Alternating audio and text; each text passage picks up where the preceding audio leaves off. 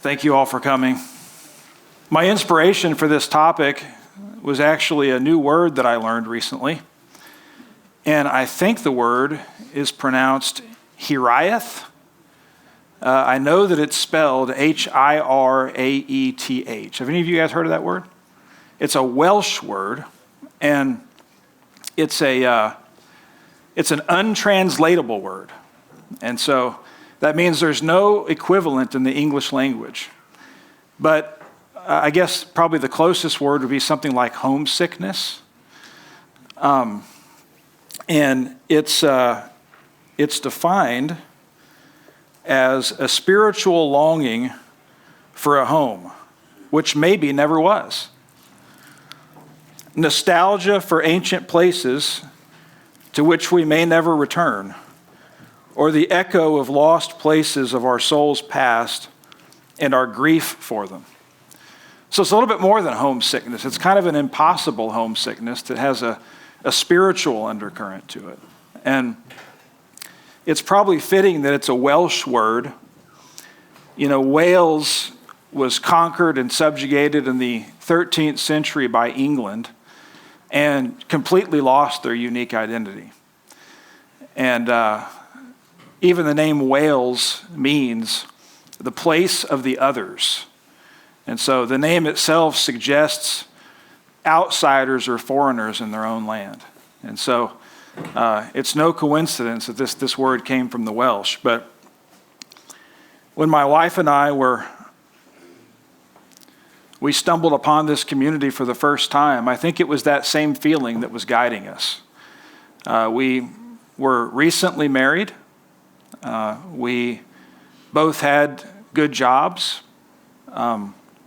We had just discovered the Lord, and we're what you would call baby Christians at this time. And in many ways, we were really as grounded and had as much reason to hope as ever before in our lives. We were quite excited. But we also had this kind of sense that what we had was fleeting, and we didn't want to lose it. We were so excited about what we were feeling that we didn't want to go back to some kind of humdrum life where, you know, we would just kind of make Christianity an add-on to our lives, where she'd go off to the workplace in the morning, I'd go off to a separate place in the morning, our children would go off somewhere separately, and we'd come together exhausted in the evenings and kind of live for the weekends and the next vacation that we would take. And we just kind of felt a real possibility that all that excitement would wane and that we'd lose all that we were feeling. I guess you could say we felt rootless, and we felt like we needed to connect our lives to something bigger. And so even in the midst of all that hope and anticipation, there was kind of a feeling that we were lost and we needed to find our way home. And that was that feeling that was guiding us when we came actually to the Thanksgiving fair for the first time. This is probably back in 2010. And we weren't alone in that feeling. Have you guys heard of Simone Weil? Anybody heard of her? She was a French writer, and she was a woman of Hiraeth. She died actually in England. She was in exile because France was occupied by the Nazis there in World War II. So she knew what this feeling was like. She said that to be rooted is perhaps the most important and least recognized need of the human soul. A human being has roots by virtue of his real and active participation in the life of a community. And you're going to see that as a recurring theme as we go on, this idea of real and active participation in community as an answer to rootlessness. She said, a community, not just any community, but one that preserves in living shape certain particular treasures of the past and certain particular expectations of the future. Not dead traditions of the past, but recognizing those things of the past that have enduring value and preserving them in a living form while maintaining an anticipation of this expected hope that we're all seeking. And this is what it means to be rooted. She said this was an innate need of the human soul. Paul Kingsnorth described our present culture as being the opposite of this rootedness. He said we're desperately in need of real culture. We want to go home again, but if we even know where home is to be found, we see that we can't return. And so a void is created, and into the void rush monsters. Now notice, he's saying that when we lose this expectation, when we start to convince ourselves that the home that we're seeking does not exist and cannot be found, we become hopeless, and a void is created in our heart and in our soul. And into that void rushes monsters. And these are the monsters that plague the human heart and that are destroying the culture that we're a part of. He describes them as fake versions of the roots that we're looking for. They're cheap substitutes of what we really long for, ways to make ourselves feel like we're home, but we aren't really. Things like identity politics, extreme nationalisms, endlessly multiplying identities constructed online with no reference to reality. These are fake roots that we settle for when we lose hope that we can actually find our way home. We reach for toxic imitations of our lost roots, but they can never replace the real thing. And the result, he says, is anger and iconoclasm. Now, I've been abused a time or two for using big words that I shouldn't use, and so I'm going to define that word. And I didn't use that word, I was quoting that. So, iconoclasm is really just kind of the loss and destruction of traditions and cherished beliefs, usually religious beliefs. And so these toxic imitations cause us to lose our roots, lose our traditions and our bearings, lose our beliefs, the things that have always rooted us and helped us to feel whole. Another French writer, Camus, he said, I can negate everything of that part of me that lives on vague nostalgias. I can recognize and kind of dismiss this feeling, except for one thing. This longing in me to solve this need for clarity and cohesion. And so I can't dismiss this nostalgia because this thing in me still longs for wholeness, still longs for unity and cohesion. You might say for harmony is another way to describe cohesion and unity. And I think the common thread in all of this, this search for unity and for wholeness and for cohesion and for harmony, is just simply that people feel a need to belong. They just feel a need to be connected to something bigger than themselves and something they feel like is going to endure and have enduring value. And the loss of this has caused people to be quite hopeless and aimless even in our culture. I read a study in the American Sociological Review last year that painted a terribly grim picture of our present cultural condition. Said that we're in an increasingly fragmented America where intimate social ties, once seen as an integral part of daily life, are shrinking or non-existent. And, the loneliest and most unhealthy generation in history is actually the same generation. Do you know which generation that is? It's Generation Z, which is the current crop of older teenagers and younger adults. It's the generation after the millennials. Both the unhappiest and the unhealthiest, the most lonely. The same study said that nearly half of Americans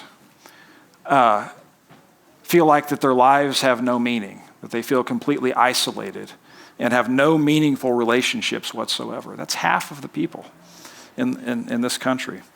Over a 10-year span, there's one factor that's most predictive of suicide. It is not how sick somebody is.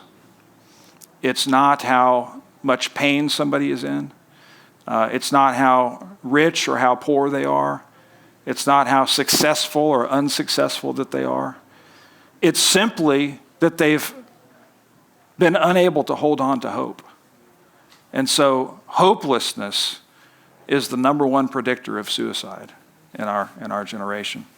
And the story of this community really begins with a man's desire to overcome this feeling of hopelessness. Even as a young boy, he felt this burning desire and this longing in his heart. And he would describe the journey that it sent him on as a long journey home. And of course, the man that I'm talking about is the founder of our community, Blair Adams. He grew up in the panhandle of Texas. He spent a lot of time on ranches and at farms. And he loved art. He went to Austin and went to the University of Texas. And then about a year after he began there at UT, his father took his own life. And it sent him reeling. It sent him looking every which direction for answers to this brokenness of the human condition. He switched his major to philosophy, began searching for answers there. And ultimately in 1971, he had a powerful experience with God that really changed the course of his life and the direction of his life and sent him on this journey home. And it took him first to Austin. He and his wife, Regina, all through the United States on the evangelistic trail, up to the slums of the Lower East Side of Manhattan, where this church began. Then to New Jersey, over out west to Colorado, back down to Austin, and then finally here to Waco, where just a couple of years ago he passed away, surrounded by his wife of 50 years, his children, and many grandchildren. And he described this journey in words far better than I could come up with. He said, "You see, ours has not been so much a journey moving along any simple straight line between 2 points, but a way that travels back and forth in furrowed rows across a slowly cultivated field, in rounds of years, in verses that begin to rhyme their part in an immortal song. It's a music we play and sing not only together with those who presently comprise our community, but also with all those of the generations of the faithful heart, and not only with those of the past, but also with those of the future." And back in that church in New York, one of the earliest messages that he preached was from Psalm 137. And it's, of course, the one that says, "By the rivers of Babylon, there we sat down and wept when we remembered Zion. Upon the willows of the midst thereof, we hung our harps. For there our captors demanded of us songs, and tormentors demanded songs of joy. They said, 'Sing us one of the songs of Zion.' But how can we sing the Lord's song in a strange land?" And he began to really contemplate at this time that God might be calling his church to really embody an alternative culture. And, even right there in the slums of New York, all around them was nothing but dissonance. All around them was nothing but disharmony. And yet there was this longing for harmony, this longing for home burning in their hearts. And the more the disharmony and the dissonance grew all around them, the more this longing in their hearts burned, this desire for harmony, for wholeness. And so they began to set out to create a culture of harmony, even there in the midst of one of the worst places in the country at that time. I've been talking a lot, and Brother Blair here mentions an immortal song. The Psalm 137 is called the Song of the Exiles. And there really is something to see about this example of music to describe this kind of feeling of longing for home. And, researchers have said that all of us have an innate musical ability. Now, some of you might be saying, well, you don't know me or you don't know him, you know. But if researchers say it, then you know it's got to be true. So researchers have said it. No, they say that actually nearly everyone possesses some form, subconscious form of perfect pitch. Now, do you believe that? How many of you think that you have perfect pitch? Well, I'm going to try something here. And if my kids are watching, they're going to be embarrassed at this, but I'm going to try to pick this up in the microphone. Now, before I do this, I'm going to warn you, I have no part in either the afternoon or the evening music. So this is not going to be a preview of what to expect then. But all right, let's see. How many of you can recognize this note? C. No. Close. B flat. It was close to C. So what about this one? So you're not proving me right. It doesn't seem like, maybe I got a room of people who don't have. No, but let's try something else. Let's just go a totally different direction, okay? We're gonna regroup here, okay? Let's try this, okay?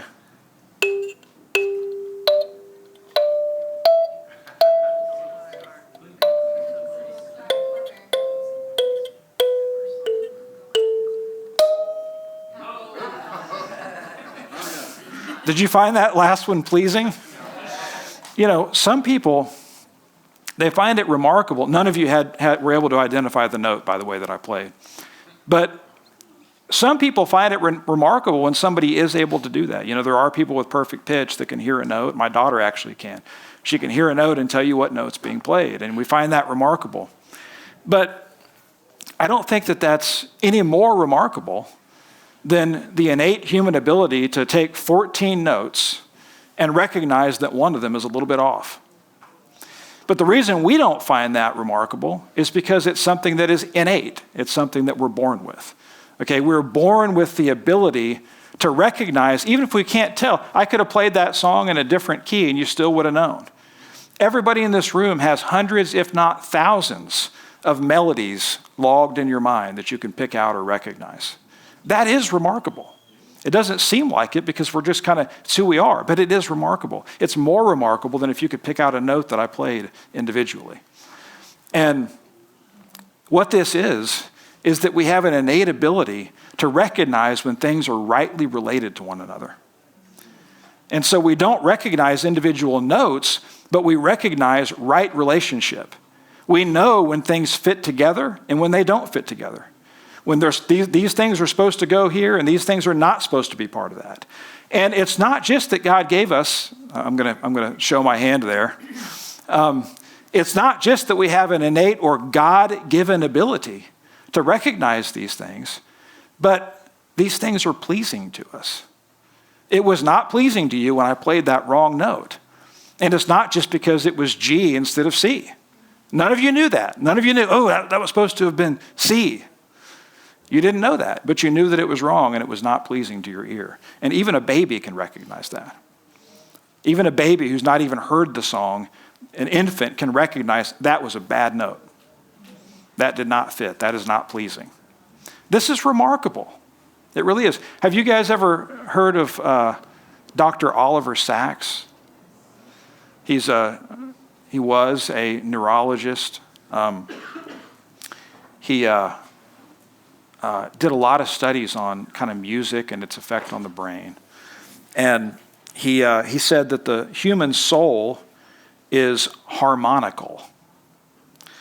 And that we go through life always trying to find or feel some ultimate harmony or order. He talks about a particular man, another doctor, who suffered a massive brain tumor. And it was debilitating. He was unable to feed himself. He was unable to dress himself. He couldn't perform even just basic tasks and functions, except if he was singing a song. He always maintained the ability to do that. And if he was singing, he could feed himself, he could dress himself, he could perform all these basic functions. But as soon as he stopped speaking, he couldn't do it anymore. If the song stopped, he was unable. And you know, he was saying that, Thomas Brown gave some insight into this. He said, in harmony, there resides something of divinity more than the ear discovers. So there's something more going on than we're just hearing notes that are pleasing to us. This goes beyond music. Music is just an example of a larger dynamic. He says, through our perception of musical harmony, we arrive at a profound contemplation of the first composer. He's speaking of our Lord. There's something in this that connects us with God and with a rightly ordered and rightly related creation, universe, okay? And the reason that music can have a healing effect like this is because it tunes us to the great healer and to the universe that he's created. And so suddenly these isolated functions and activity find meaning when we begin to arrange them within a composition, and then we can do them. We can perform them. This is actually quite remarkable. Solomon said it a whole lot better than all of these guys did. In Ecclesiastes 3, he said, I've seen the God-given task with which the sons of men are to be occupied. He has made everything beautiful in its time, and also he has put eternity in their hearts. And I want to kind of look at this in reverse order, okay? He's saying the same thing as these other men have said. He's saying that God has put into each one of us a homing device. He's saying it's eternity. But this longing for eternity, this homing device that seeks to find its way back home. And he's created everything beautiful in its time. He's created a world that is filled with markers and signposts and indicators that would resonate with that homing device of our heart and lead us home. And that home ultimately being him. But he's created a world that is designed to draw us home. And when we feel something that does not resonate, it makes us anxious. It's not pleasing to us. And this is all something that God has put in us so that we would find him and that we would keep seeking him until we found him. And he says then in the beginning of that, I've seen the God-given task with which the sons of men are to be occupied. And this is really the story of what we are trying to do here. The God-given task that men are to be occupied with is first recognizing this eternal song, then learning this eternal song, and then giving their lives to a culture and a context that would express this eternal song in such a way that it would activate and these homing devices that he's put in the hearts of men and draw them to him. And this is God's purpose for his people, all packed into this one little verse. He created us with Hiriath. This is something that God has given us to lead us home and to recognize home. The Germans called it Sehnsucht was the name. And it means a ceaseless longing which points always beyond. It's a mercy of God that he's given us this. Tolkien told his son, he said, we all long for Eden and we are constantly glimpsing it. Our whole nature at its best and least corrupted, its gentlest and most humane, is still soaked with the sense of exile. God has given us hearts that thirst for and tug us towards the glimmers of the place he has prepared that we might draw closer to him day by day. This is part of his design. There's a family in our community from Israel. Do any of you know Safrir and Noah? Okay, some of you do. They're actually in Israel right now. I was hoping they'd be with us. But They were backpacking across the United States in 1984 when they stumbled upon our community when we were living on the ranch in Colorado. And I want to read to you how they described, they were not believers of any kind, not even religious Jews. I want to read to you how they described the feeling when they first came to the ranch for the first time. I remember the first time we visited the ranch in Colorado, he says. It was a beautiful day, and there was a song in that beautiful valley that I had never heard before. I didn't know the tune, but it was so perfect, so much in harmony, and I felt such a peace. We left their ranch to continue traveling through the world, but memories and feelings of that song kept resonating deeply in our hearts, even when we were thousands of miles away. We kept coming back to visit. We got to know and to love the people and to hear this beautiful song over and over again. We loved it, but we didn't really know it or understand it.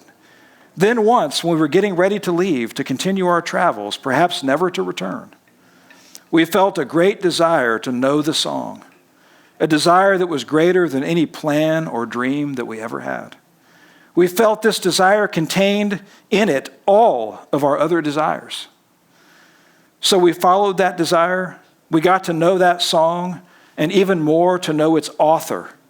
And the music became clearer and deeper in our hearts as we chose to participate in it. Our traveling and searching ended, but we felt that the journey, the real one, had only just begun. And they're still with us here today, 40 years later. And this was my own family's experience as well. And it's been the experience of many, many others throughout the years, not just those that have discovered our community, but going back much, much further than that. I believe that it was this same song that ultimately drew Moses out of Egypt with the children of Israel on an exodus to the promised land. This is what was guiding them. It was this same song that led Abraham out of Ur and on his exodus. Hebrews 11 says that by faith he went out not knowing where he was going. For he was looking for the city which has foundations, whose architect and builder is God. He wasn't satisfied with the artificial. He was searching for the city of God. He was searching for home. It goes on to say that those Exodus men and women of faith confessed that they were strangers and exiles on the earth.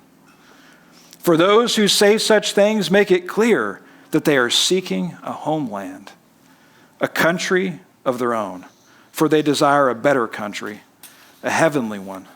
Therefore, God is not ashamed to be called their God, for he has prepared a city for them. This has been the story from the very beginning of the Bible, is this search for home. And all we're trying to do is find our place along that journey and to participate in it. You know, the thing about, though, this Hiriath, when I first started looking into it, it's always described as an impossible yearning. It's described as a pursuit of a home that does not exist, a place that we can never find.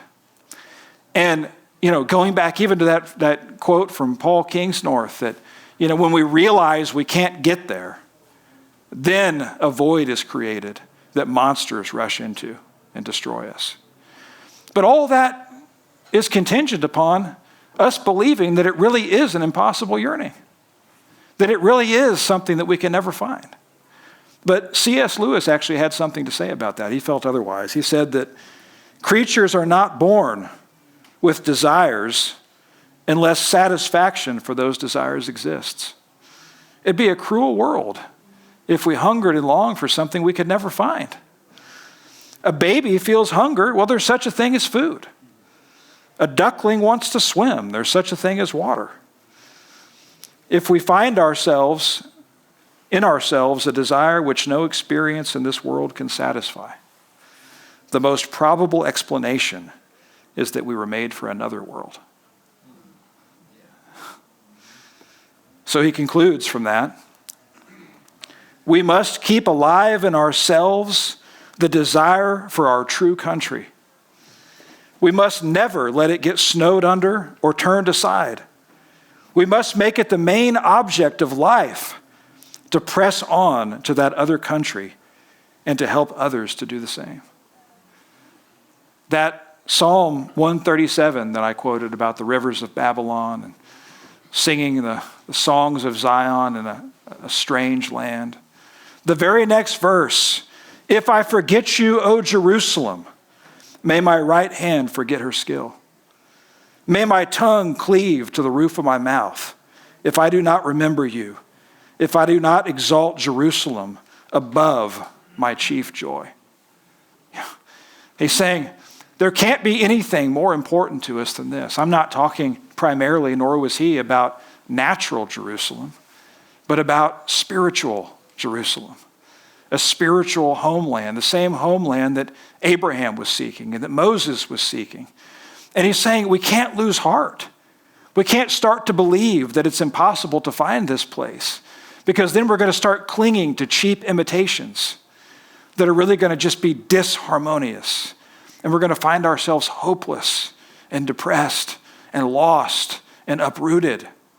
But that if we can make it our chief joy, if we can seek first the kingdom of God and not let the worries of this world and its practicalities and its so-called givens to stand in the way of this pursuit, then all those things will be added to us. But it's got to be first and foremost to remain convinced that there's a reason to have hope. There is something to hope for, and there is a home to be found.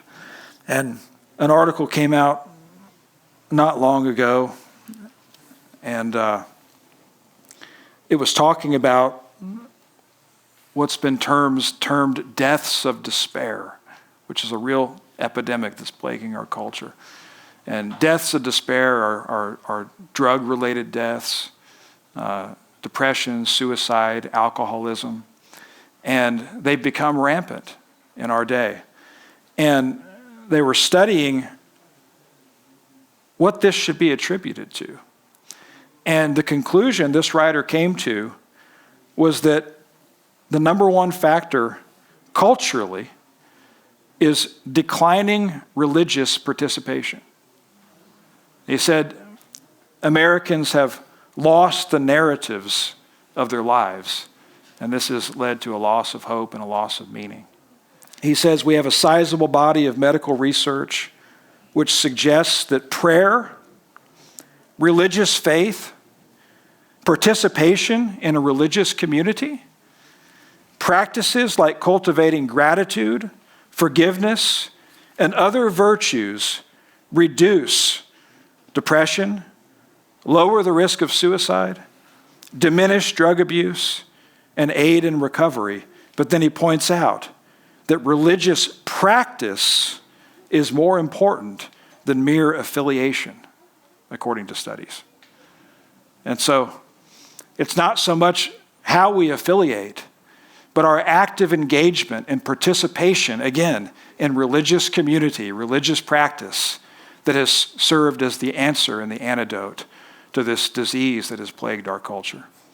What did that look like for us as a people? You know, it's our first generation, some of whom are in this room with us right now, and could say this all better than I could. But, you know, they're in the midst of the competitive frenzy of Manhattan. They chose cooperation over competition.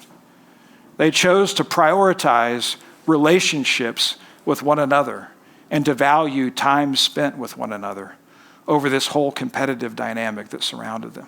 They chose to love each other, to value one another. And then, of course, they chose that we need to find a way to impart these cooperative values to our children. And so they started pursuing home education to ensure they were educated to these values and this way of relating to one another. And they chose to find a way to directly participate in life's essentials. And so they began to put their hands in the soil, and they started to grow gardens and connect themselves with the producing of their own food. And from there went on to move onto a piece of land where they learned to farm together. And They chose that even their vocation would not be something that would fragment them and pull them away from one another, but that would bring them together. And so they even began to kind of reimagine the workplace as a discipling environment where they could come together and work together and come into deeper relationship with one another through it. Not as primarily a means to an income, but a means to relationship, to deeper relationship. And all of these things came at a cost. It would have been far more practical to have done the opposite.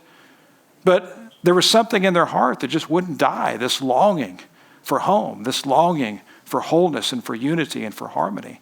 And so they committed themselves to seek first the kingdom of God above all things, trusting that the Lord would add all of that to them in that pursuit. And they didn't give themselves to these worries. As one of our books recounts, Blair and Regina's daughter, Amanda, wrote a children's book called Together Dreams Come True. And I believe we have it for sale over here at the bookstore. But I will just say that of all of the volumes that I read prior to coming to this community, nothing was more substantive than what's contained in that little children's book. And in that book, it says, they dreamed of becoming a people whose relationships would be so strong, whose love would run so deep, whose lives would be so intertwined that they could truly become the church, the people of God as it was intended to be. And the conclusion that this writer of the article I just referenced comes to at the end of the article is this. It's pretty staggering. As solidarity and mutual affection disappear from our public spaces, as the love of most grows cold because iniquity has abounded, as the horizon darkens and loneliness grows, the small lights emanating from cohesive communities of unity and of harmony, grounded in faith and motivated by charity, will shine more brightly.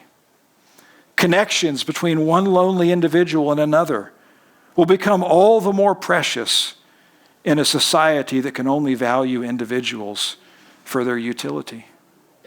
And this is our humble attempt to just be one of these little lights, to be a network of these little lights that would emanate in an increasingly dark world, and that we would create and nurture a context that would not view people as commodities to be bought and sold in the marketplace, but as sons and daughters of God, who he loves, whose hearts long for the same things that we do.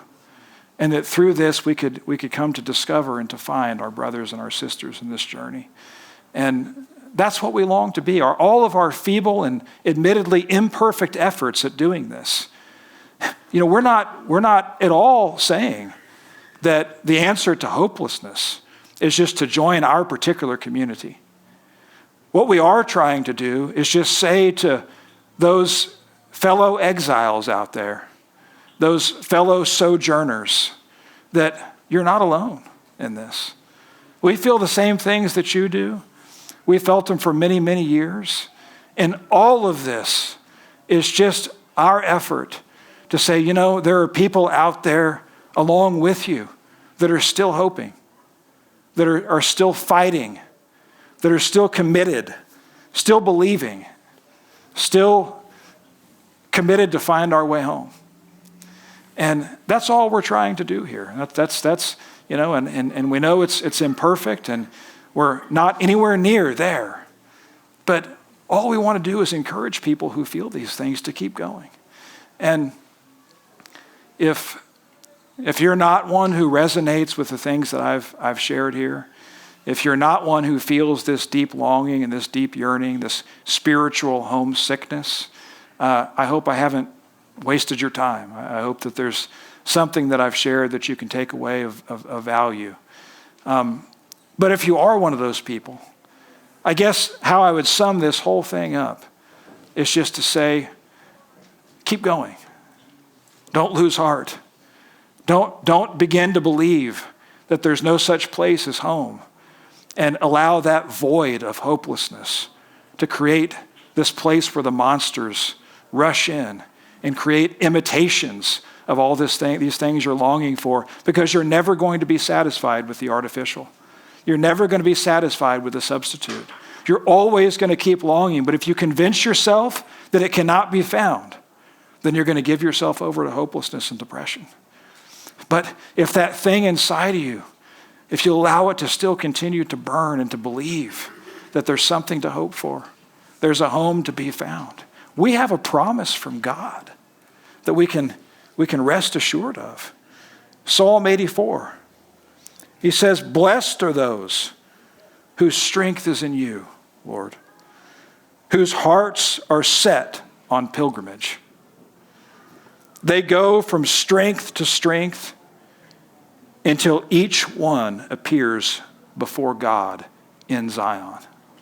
And this is the promise that we have, is that those whose hearts will not settle for the alternative, for the substitute, for the cheap imitation, but will make Jerusalem their chief joy and will continue on this pilgrimage, that God has promised you're going to find it. You're going to find your way home. You're going to be found before God in Zion, in that eternal home place that your heart desires and that you've been longing for. And that's all I really wanted to encourage people with here today. I've not been able to cover a whole lot of ground just because the time constraints of something like this don't allow me to do so. But if you're here with us, then hopefully your experience here can answer all the questions that I haven't answered. I know that there are a lot of practical considerations. You might have questions about what did it look like for you and what would it look like for me? And I wish I could answer all of those questions, but the reality is that it's different for each one of us, you know. And really what this is ultimately all about is finding our way into relationship with that first composer, the one that will guide us and lead us every step of the way for our journey home, whatever that might look like. He knows the way. He's put something in our hearts to help us to find it. And if we keep pursuing it, we're going to find it. And so I think I will wrap up with that and turn it over to any of you for any questions or comments that you might have before we conclude. Yes? So you said that when you and your wife had got married, you both had very lucrative positions, employment outside. So what did that look like for you when you transitioned into community? Well, actually, my wife's here, and I may put her on the spot to answer her part of that question. What it looked like, it was interesting. You know, some people think that when you join it, and this goes back to really that comment about valuing people for more than their utility. My thought when I came here was, you know, I was in the oil and gas industry. I worked in human resources, and so I kind of thought, what place does someone like me have and somewhere like this? I don't have any real skills. I've got these kind of skills, these corporate skills, but I don't have any real life skills. And so I came and felt woefully inadequate, and wondered what was going to need to change about that. And you know, I took a woodworking class and did some other things, but you know, I kept my job for quite a while. I was able to work from home, and it was kind of a lengthy transition. But I guess what I discovered is it really had nothing to do with that. You know, I wasn't being valued for the ways I could contribute practically in the community, but it was really, it was all about relationship. But you know, we actually were in Dallas, Fort Worth when we met the community here in Waco, and we commuted for about a year and a half, actually. So we'd drive back and forth twice, sometimes more a week, to attend meetings and functions and things like that. But I would say the Lord did not really make a way for me to move into anything different in my vocation for about a year and a half. And the transition was slow. My wife had already left the workforce at that time. Even before coming and meeting this community, the journey that God had put us on, you know, we had already began to see things about the need for an alternative culture, the need to learn to grow our own food, home education, home birth. And so she had left the workforce and was raising our children. It was a slow transition, slower sometimes than I would have hoped for. But it was perfect, and it was God's time and His way, and every one of those journeys looks different. I mean, we have other people who come, and day one they plug into one of our businesses or one of our craft shops or things like that, and so it looks different. But there really isn't a template. We just really want to allow the Lord and to unfold relationships as He would see fit, and it's been perfect for all of us. Independently and individually. Okay, I think I'm going to wrap it up with that because we're running out of time. Thank you again for your time. I appreciate it very much.